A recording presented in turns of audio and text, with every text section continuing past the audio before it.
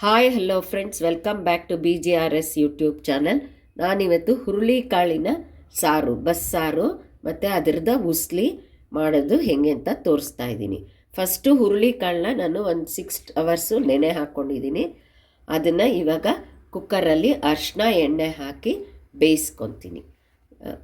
ಸಾರಿಗೆ ಬೇಕಾಗಿರೋ ಪದಾರ್ಥಗಳು: ಕೊತ್ತಂಬರಿ ಬೀಜ, ಜೀರಿಗೆ ಮತ್ತು ಕೊಬ್ಬರಿ, ಹಸಿ ಕೊಬ್ಬರಿ, ಮತ್ತು ಸಾರಿನ ಪುಡಿ, ಉಪ್ಪು ಮತ್ತು ಕೊತ್ತಂಬರಿ ಸೊಪ್ಪು ಮತ್ತು ಟೊಮೆಟೊ. ಇಷ್ಟು ಸಾರಿಗೆ ಬೇಕಾಗಿರೋದು. ಆಮೇಲೆ ಉಸ್ಲಿ ಹೇಗೆ ಮಾಡೋದು ಅಂತ ಆಮೇಲೆ ಬೆಂದ ಮೇಲೆ ತೋರಿಸ್ತೀನಿ. ನೋಡಿ, ಈಗ ಇದನ್ನು ಬೇಯಿಸ್ಕೊಳಕ್ಕೆ ಇಟ್ಟಿದ್ದೀನಿ. ಅರಿಶಿನ ಮತ್ತು ಎಣ್ಣೆ ಹಾಕ್ತೀನಿ. ಇದು ತುಂಬ ಒಳ್ಳೆಯದು. ಈಗ ಚಳಿ ಇರೋದ್ರಿಂದ ಇದು ದೇಹಕ್ಕೆ ಶಾಖ ಕೊಡುತ್ತೆ. ಈ ಹುರುಳಿಕಾಳು ಸಾರು ತುಂಬ ಚಳಿಗಾಲದಲ್ಲಿ ಒಳ್ಳೆಯದು. ನೋಡಿ, ಈಗ ಇದು ಕುಕ್ಕರು ಕೂಲಾಗಿದೆ. ಇದರೊಳಗೆ ಕಾಳು ಬೆಂದಿದೆ. ಸ್ವಲ್ಪ ಇದು ಬೇಯೋದು ಕಷ್ಟ. 5-6 ವಿಜಿಲು ಕೂಗಿಸ್ಕೊಂಡಿದ್ದೀನಿ. ಈಗ ಈ ನೀರನ್ನು ಬಸ್ಕೊಂಡು ಸಾರು ಮಾಡ್ಕೊಳ್ಳೋದು. ಇದಕ್ಕೆ ಹಾಕ್ಕೊತಾ ಇದ್ದೀನಿ. ಸಾರಿನ ಪಾತ್ರೆಗೆ ಇದು ಹಾಕ್ಕೊತಾ ಇದ್ದೀನಿ. ಸಾರಿಗೆ ರುಬ್ಕೊಳ್ಳೋಕ್ಕೆ ಒಂದು ದೊಡ್ಡ ಟೊಮೆಟೊ ಹಾಕ್ಕೊಂಡಿದ್ದೀನಿ ನಾನು ಹುರುಳಿಕಾಳು ಸಾರಿಗೆ.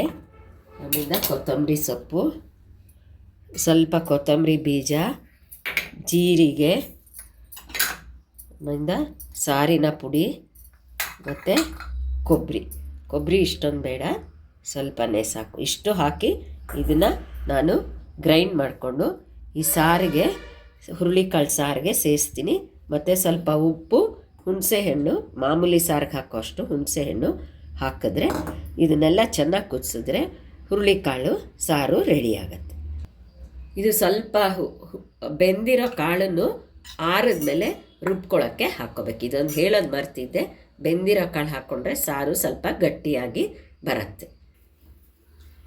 ಇದು ರುಬ್ಕೊಂಡಿರೋ ಪೇಸ್ಟು ಈ ಸಾರು ಬಸ್ಕೊಂಡಿರ್ತೀವಲ್ಲ ನೀರು ಕಾಳಿಂದು, ಅದಕ್ಕೆ ಮಿಕ್ಸ್ ಮಾಡ್ಕೋಬೇಕು. ಎಲ್ಲ ಸಾರಿನ ಪುಡಿ, ಕೊತ್ತಂಬರಿ ಬೀಜ, ಜೀರಿಗೆ, ಕೊತ್ತಂಬರಿ ಸೊಪ್ಪು, ಟೊಮೆಟೊ ಎಲ್ಲ ಹಾಕ್ಕೊಂಡಿರೋದು ಇದಕ್ಕೆ ನಾವು ಮಿಕ್ಸ್ ಮಾಡಿಕೊಂಡು ಕುದಿಸ್ಕೋಬೇಕು.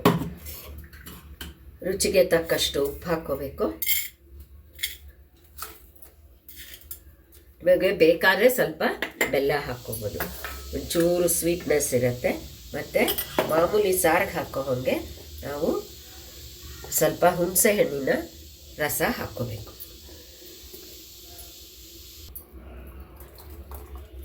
ರಸ ಇದ್ದೀನಿ. ಇದೊಳ್ಳೆ ಸಾರು, ಒಳ್ಳೆ ಸೂಪ್ ಥರ ಬೇಕಾದ್ರೂ ಒಗ್ಗರಣೆ ಹಾಕ್ಕೊಂಡು ನಾವು ಕುಡಿದ್ರೂ ತುಂಬ ಚೆನ್ನಾಗಿರುತ್ತೆ. ಒಂದು ಹನಿ ಬೆಲ್ಲ ಬೇಕಾದ್ರೆ ಹಾಕ್ಕೊಂಡು, ಸ್ವಲ್ಪ ಕರಿಬೇವು ಹಾಕಿದ್ರೆ ಚೆನ್ನಾಗಿರುತ್ತೆ. ಬೆಲ್ಲನೂ ಹಾಕ್ತೀನಿ, ತೋರಿಸ್ತೀನಿ ರೀ. ಸಾರು ನೋಡಿ, ಇದು ಮಾಮೂಲಿ ಸಾರು ಥರ ಕುದ್ದಿದ್ದು ರೆಡಿಯಾಗಿದೆ. ಇದಕ್ಕೆ ನಾವು ಒಂದು ಒಗ್ಗರಣೆ ಹಾಕಬೇಕಷ್ಟೇ.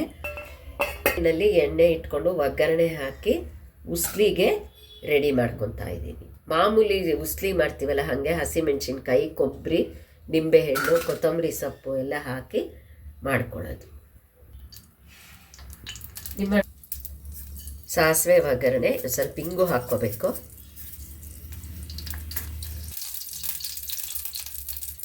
ಇಂಗು ಒಗ್ಗರಣೆ ಹಾಕ್ತಾ ಇದ್ದೀನಿ.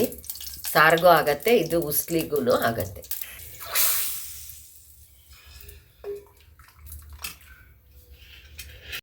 ಹಸಿಮೆಣಸಿನ್ಕಾಯಿ ಹಾಕ್ತೀನಿ ಒಗ್ಗರಣೆಗೆ. ಕರಿಬೇವು, ಇದಾದಮೇಲೆ ಕಾಳು ಹಾಕ್ಕೊಳ್ಳೋದು. ರುಚಿಗೆ